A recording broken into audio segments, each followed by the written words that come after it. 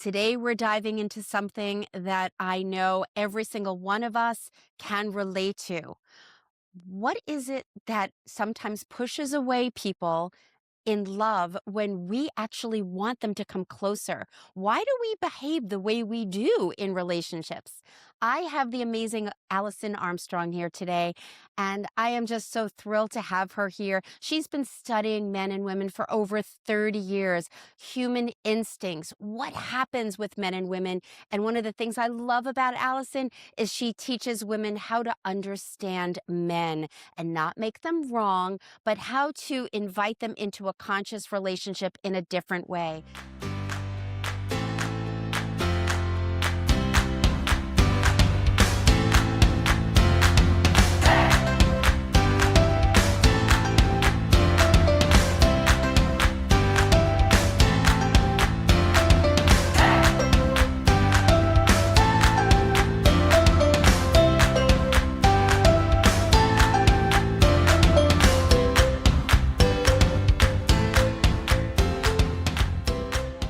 I am so thrilled to hear what she has to say. Alison, I'm thrilled to have you here. Thank you for carving out some time in your busy life. So good to have you here. You're welcome. I'm glad to be here. What a fun topic. It certainly is. So, yeah, I mean, humans, we have these behaviors, we have these instincts, and sometimes they work against us. And I'm just curious, let's just dive right in. What are some of the behaviors or patterns that you see as common patterns when it comes to real connection and love, especially for women in the middle of their life when they're dating and starting over? Oh, golly gee whittakers. Um, My minor question. We could talk just on that for hours, I'm sure. Days even. Yeah, Um, yeah. okay, so I would say that um, it's always there, but it takes a new angle in midlife when um, our bodies are changing shape. Um, takes more work to get them in shape and they fall out of shape very quickly. Um, Things are sagging, moving, not behaving the way that they used to. What a friend of mine calls body betrayals. And It's what it feels um, like. It feels like our body's betraying us sometimes. it Yeah. it does. It can feel like that. And then we have been fed the superficial assessment that men want younger women. And because of the firmness and the beauty of youth. And to the degree that we buy that, we're actually going to deplete our greatest strength. Mm, And so, one of the things that is common in human beings, period, is to conceal. So, it's the default to conceal. And for women, we reveal what we think will make us more attractive. And we conceal and pretend about the things that we think make us less attractive. And unfortunately, authenticity, which is actually fortunately, authenticity is the second most attractive quality in a woman. absolutely. Yes. So, I mean, I've talked to hundreds of men about that. There are the four top, like, have attractive, not just have a physical relationship with, which when we appeal on that level, unfortunately, that brings out the take instinct in men and has us believe that they're takers. But we've actually been purposely or unconsciously, by leading with sexuality, we bring that out in them and then we think that's who they are. And Yeah. yeah, so self-confidence, which body betrayals can affect our self-confidence, but think about the difference between self-confidence and body confidence or beauty confidence, right? So confidence is from the Latin that means with faith. So what men love about women in midlife is our clarity about ourselves, our trust of ourselves, and then our ability to be real. The and they almost always use the word courage.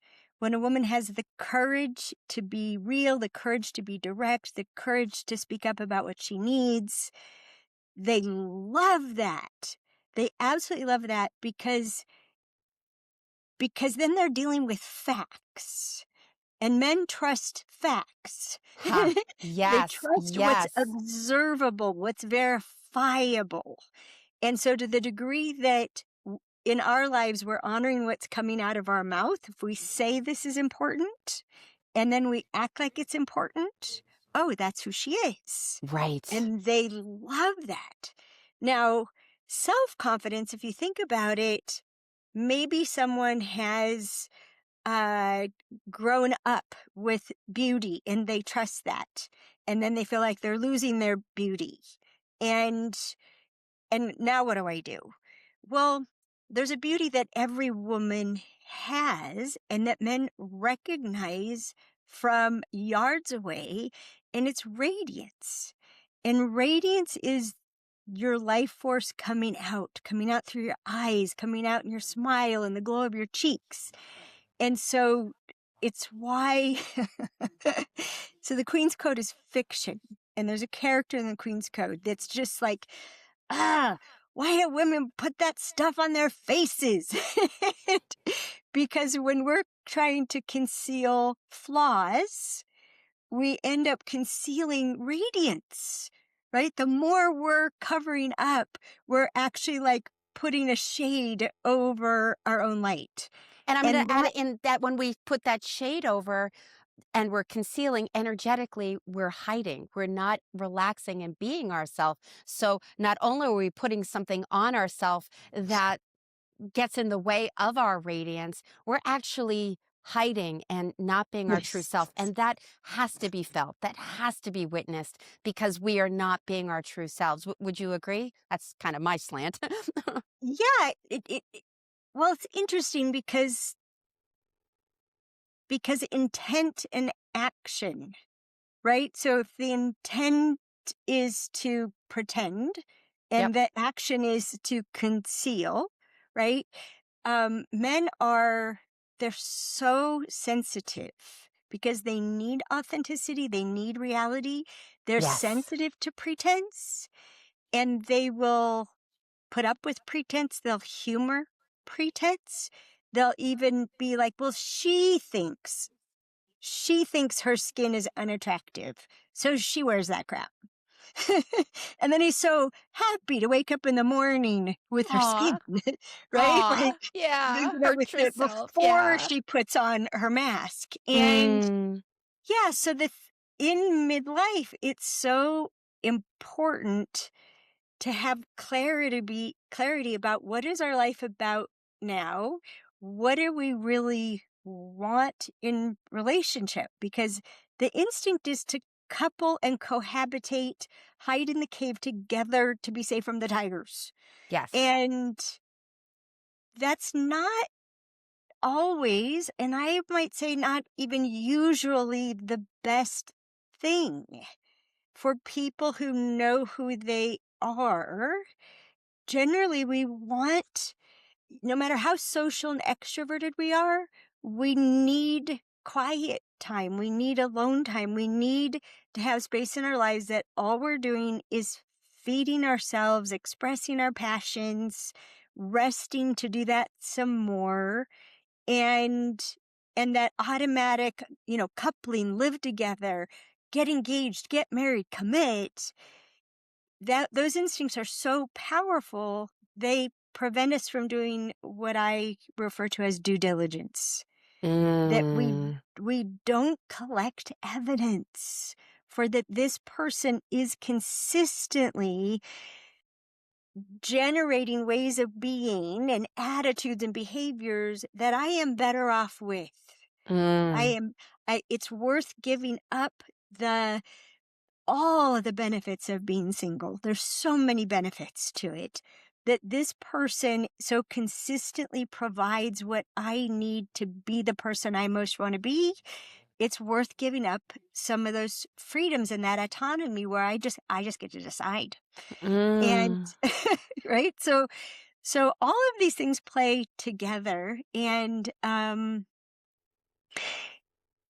if we can rest in who we are, dress up as who we are, walk out into the world filled with who we are, which is part of what I've been reverse engineering for almost 30 years.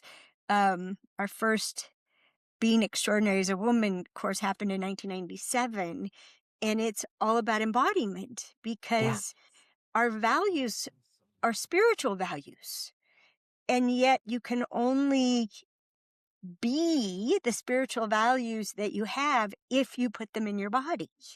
And how you know they're in your bodies because you can find where they're living.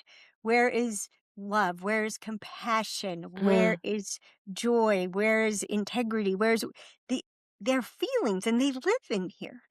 And when we give ourselves what we need to embody qualities, like here looking after my mom, diagnosed with dementia, relearning her after 10 years of not being in communication with her, it's required Mm. patience. Yeah. I get patience through nature and sleep.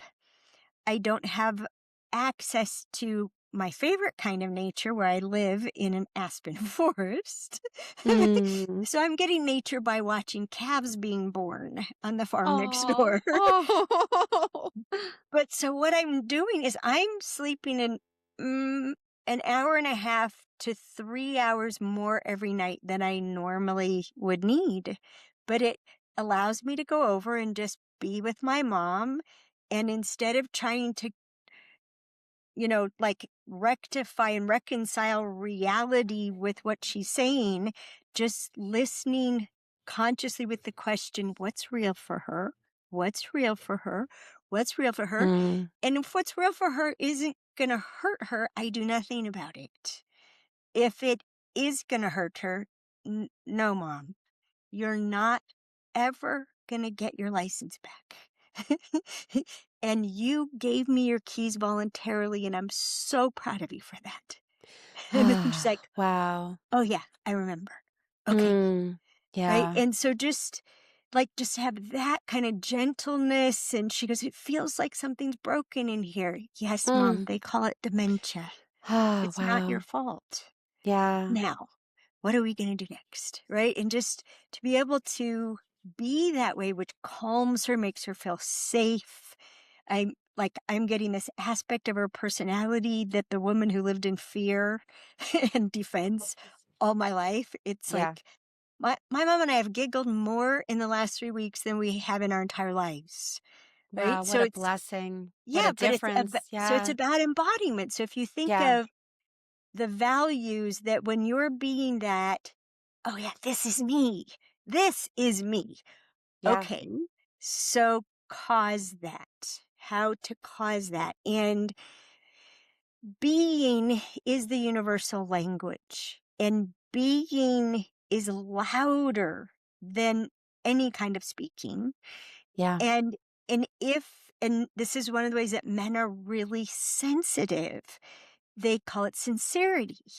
That how you're being and what you're saying, and they can feel it in our bodies that what we're feeling and saying are congruent. Yep. That's sincerity, that's authenticity, that's trustworthy. And so all of this has us appeal to men who aren't just looking for some moments of pleasure to distract from the pain in life. They want to care because caring gives them purpose, and caring and lights up their whole life. And so they're looking for a woman to care about.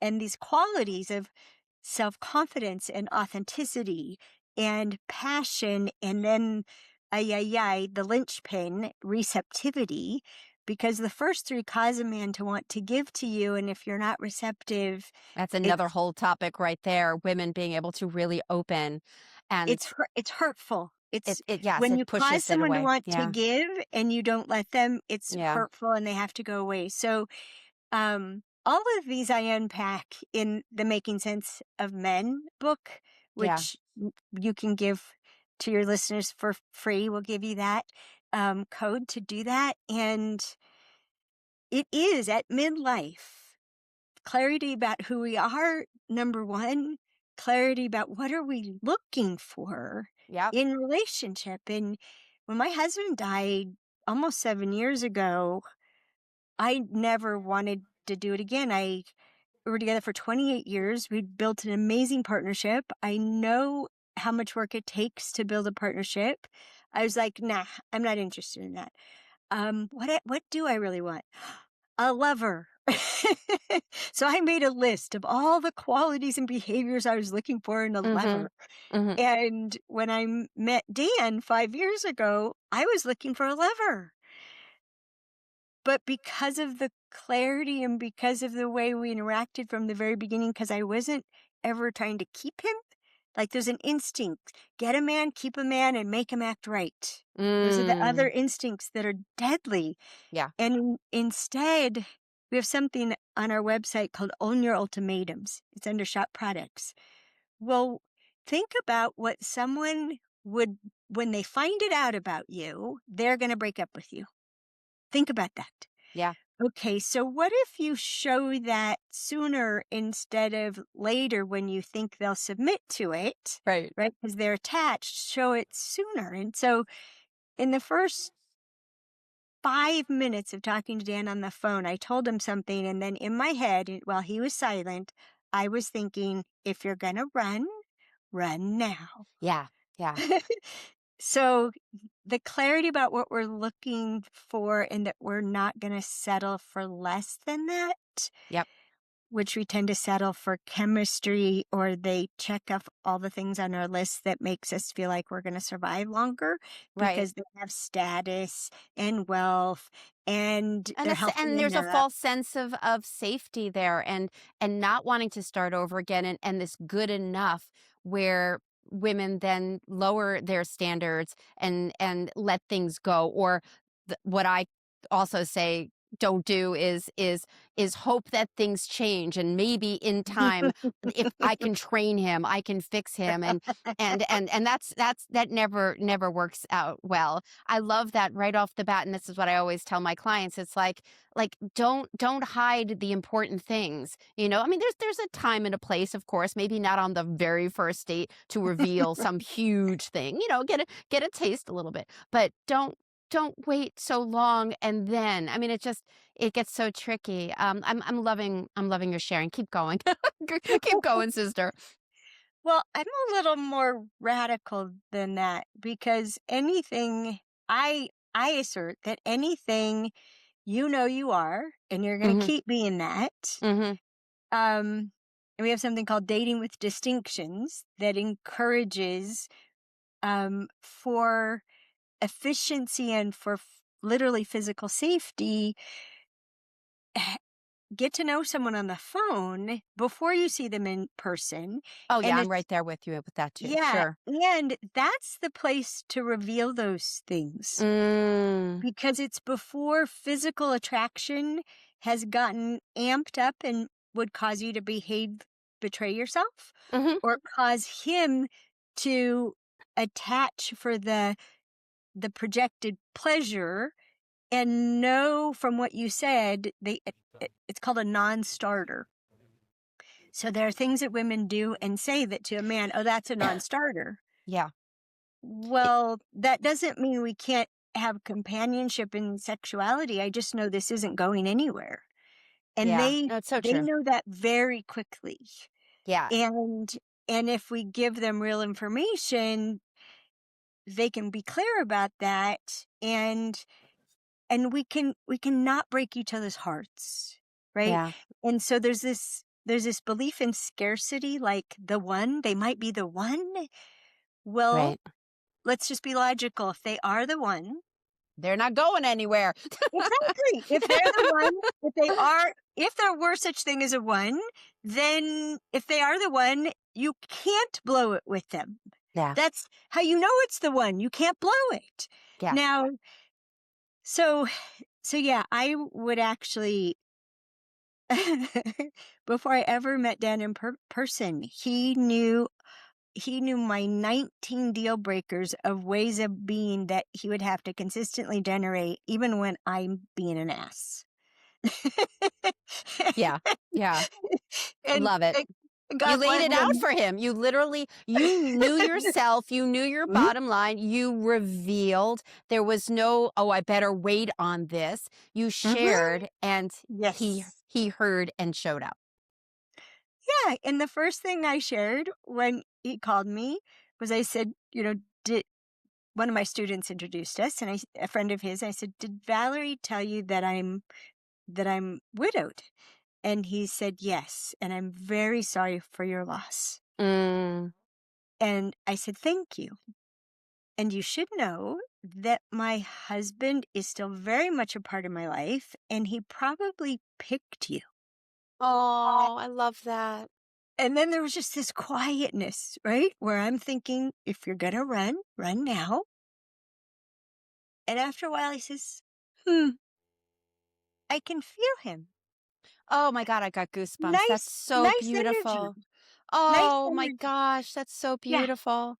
I And love from that. that moment on, he has always honored Greg and Right. who Greg is for me. And Mm. when our grandson was born, he's like, "Okay, what would Greg be called? Because because that's first." And I said, "Probably Grandpa." It's like, "Okay, so Greg is Grandpa, and we'll figure out what I'm going to be called." Oh Well, my goodness. Yeah, it's really been honoring this huge part of your yes, life. yes, and I've spent Father's Day's the hardest. He died the day before Father's Day, and he was Yeah. just a magnificent father. Unthinkable to me a father could be Mm. like that. And so it's the hardest, and he has held me while I have cried on Father's Day. Yeah, yeah. Year after year after he lets me tell Greg stories.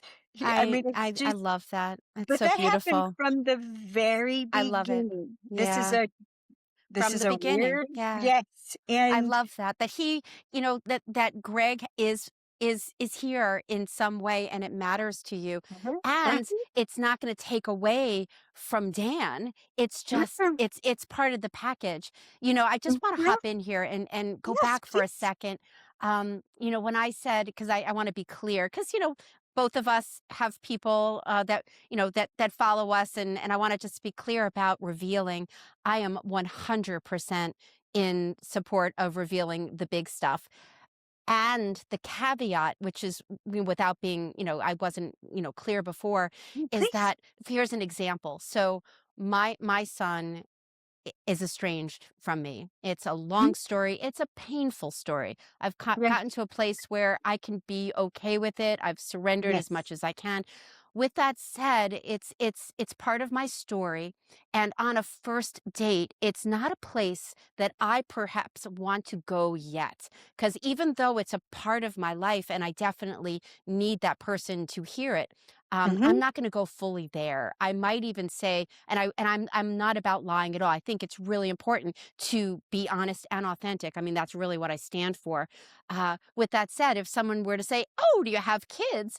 I would say, "Yes, I have a son, and that's a story for another day. We're estranged right now. It's not something I really want to talk about on my first date." So I don't necessarily hide it. It's just so some of my clients will say, "Well, when do I reveal that?" It's like, what is it? What's the impact? And the timing without hiding it. How do we share our honestly and Yes. openly, where we're also on some level honoring, "I'm not ready to share fully yet, and I need you to know I have a medical condition," or "I have this bottom line of I Yes. have Greg in my life, and it's really important." So I wanted to there's a nuance, but I really want to underline the importance of full disclosure, because Hiding No, hurts no. everybody.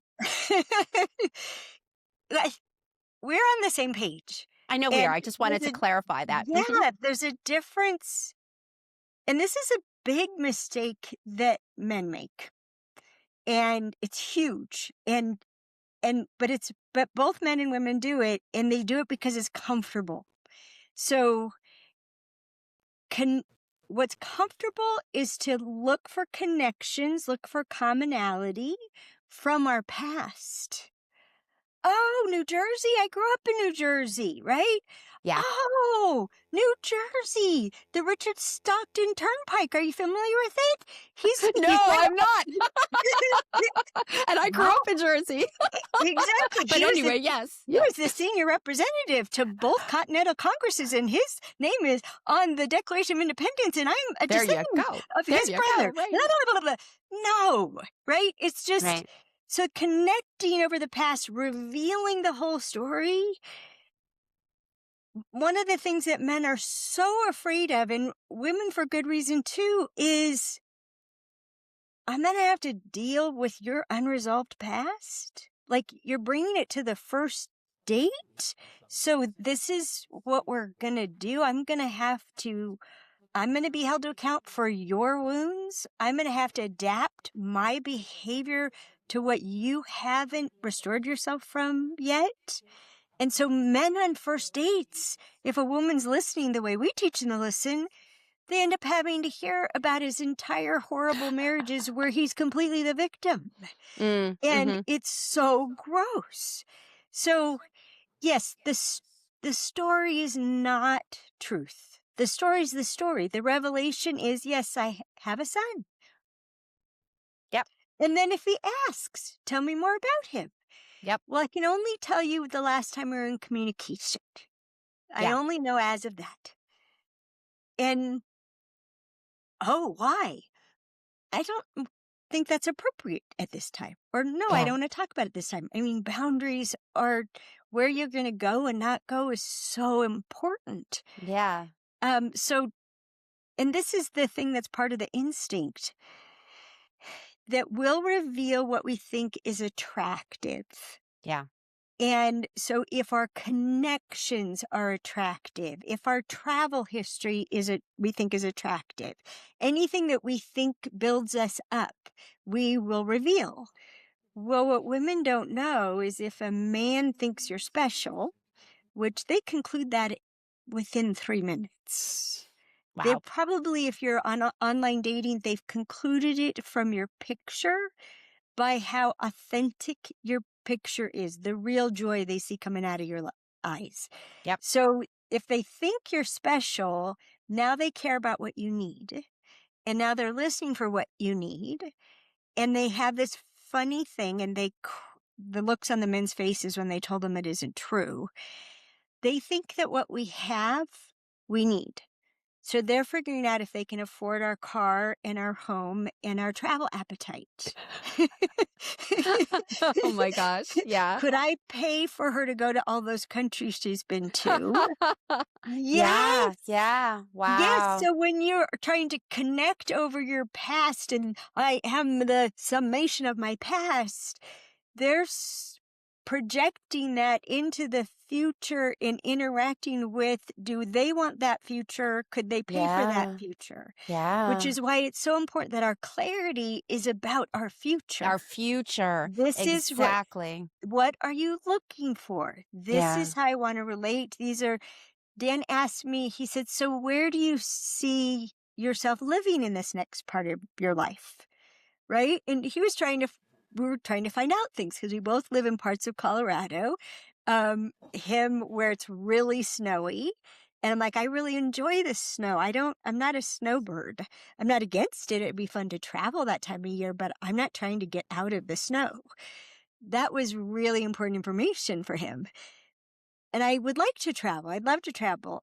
And then I said, and when my children start having children, the center of gravity on Earth may move. Yeah. Makes I had sense. no idea how predictive that would be because I live in Dan's house. I have my own wing in his house because I need a lot of alone time, as does he. But I love hugging him every day and 10 times a day is the best. But I'm moving to northern Idaho this summer to be about 100 yards from my grandchildren. Ooh, yes. Yeah, and we're adapting to that because we're Yep. still committed to who we are for each other. But those kinds of things, your future, connect over your future because that's what you're going to do with this person. Yeah, I see that as it's a huge challenge. People leaving a relationship or starting over at some point, and they haven't taken the time to really look to what matters most to them now and the future, and Mhm. that really affects who they draw in and everything that you're talking about, because these are important things. I mean, my Mhm. mom lives about a half hour 40 minutes away from me, and I was really clear from the very beginning with my honey. It's like, I love traveling. I want to keep traveling. We are traveling, but I'm not moving anywhere far away from my mom right now. Not yet. Like, it's important to me. And he's Yes. had to, from the very beginning, he's known that. And yeah, I've pulled him into New Jersey. He's working his way here. He's finishing up in Connecticut the best he can. Yeah. And does he want to leave Connecticut? No, but this is what's been here from the beginning, and we've been building around it because it's here, and Yes. adjusting and Yes. creating this next chapter because we've been future paced, embodying what's most important and sharing honestly what matters. Yes. I love how you've been with Dan and how you have created what you guys need for each other, and that, Yes. even the wing. I mean, people sometimes poo-poo the need for space. It's like, well, if you need it and you want it, you need to talk about it. What does it look like? So I just, major kudos for you. And Idaho, you guys will figure it out because you're talking about it. You're future Yeah. pacing it. I love that. Yeah, we call it 10-10-10. And we'll see. I want to start practicing in April when I'm here getting my house ready to sell because we'll be closer. But we both love to be in our own homes and we love to be together.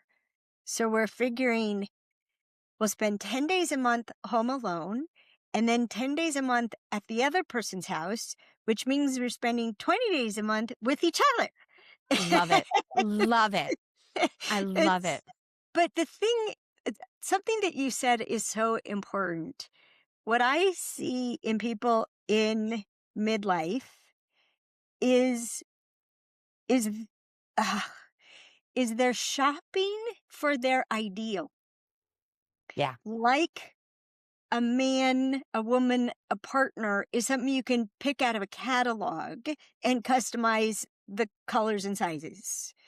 And they're completely missing people that may be right in front of them that really truly could give them what they need and they could be really happy and they could Yeah. have I call it a pinch me life. Like, don't pinch me. I don't want to wake up. This is amazing. Yeah. And so that's why I mean we have to sort. We have to sort for what's real and I call them standalone deal breakers. If no matter everything else they had, you would not commit to them because of this, it's got to be on your list. And Absolutely. what are you better off with and what are you better off without? And Dan and I have been together for 5 years and we still have never, we have a lot of agreements, but we've never made a commitment beyond exploring who we can be for each other, an exclusive exploration, which was very important to me, and that we're going to be together for as long as we can give each other what we need. And which is Mm, something that so many people in midlife, you got to sort out this. I want to be married again. I want to get married. I want to, okay, let's talk about what married means. yeah. So I, I've officiated several weddings and so, what are your vows? The last wedding I officiated, I was so proud because they didn't put "till death do us part" in their wedding. Like, no, like they're really committed to the quality of their being together day to day, Yeah. year to Yeah. year. Mhm. And till death do us part is an instinctual desire. Who I don't want to be alone in my Right, own it's that old safety thing age. again. Yeah. Exactly. Well, we all know plenty of people who are doing till death do us part and they make each other miserable, that they're unfaithful to each other, either mentally, emotionally, spiritually, or physically, or all of them. they're, I mean, I talk to people about if you're gonna have till death do us part, are you gonna take love, honor, and cherish as seriously that this is the deal? Right. Right. And what is the deal? What are we agreeing to here that if you stop doing your part, it's literally out of integrity for me to keep doing mine? Exactly. Exactly. Yeah, and then again, that's the commitment to ourself for that Mhm, embodiment, those feelings, the joy that we want to experience, and if that's not if people aren't stepping up, if people aren't showing up with the original commitment or the intention or the agreements, obviously it's not just okay, you shit out of luck, you're out of here, but to be able to stand in the fire and talk about it and perhaps move on if that is what's there to really honor. I think that's the word I'm looking for right now, to really mhm, honor that agreement with yourself, because mhm, it's our life and the person that we're sharing it with, there's so much value there. And if it changes and it's not working, I always remember my therapist years and years ago when I was married, and I remember her saying something to the effect, if it's not working for me, it's not working for him. And even mhm, though he didn't want the divorce and even though he was adamant and all that stuff, I was so unhappy. It was so not a good match. There were so many things. And she said that if it's not good for you, if it's not healthy for you, it cannot be good for him. And it took me a while to really get that. And then of course years later he thanked me because he yes, knew it was the best thing for both of us. yes. At the time, Can it I was challenging. I I'm sorry I interrupted, No, but no, go, what go, you're go. saying is so important, and it's also really important in reverse because so many people, men and women, who they were the one that was divorced, right? That the other person generated it, and they are wounded and nurturing the wounds and the betrayal and the abandonment and and I say exactly the same thing. If it isn't working for one person, it isn't working for both people, and it's just somebody called it first. So now harvest. Harvest that marriage that you're still mourning the loss of. Really, what didn't work for you? Yeah. And the truth is men so need their spouses to be happy that if you're unhappy, he's suffering and he'll put up with the suffering in order to preserve the castle, Mhm. in order to preserve what was built. That's what's very, very scary, especially for men, that they're going to lose half of what they built. Well, it's better to lose half of what you built than continue to keep sacrificing half of your soul. Right. And con- Right. confront it, right? And Yeah.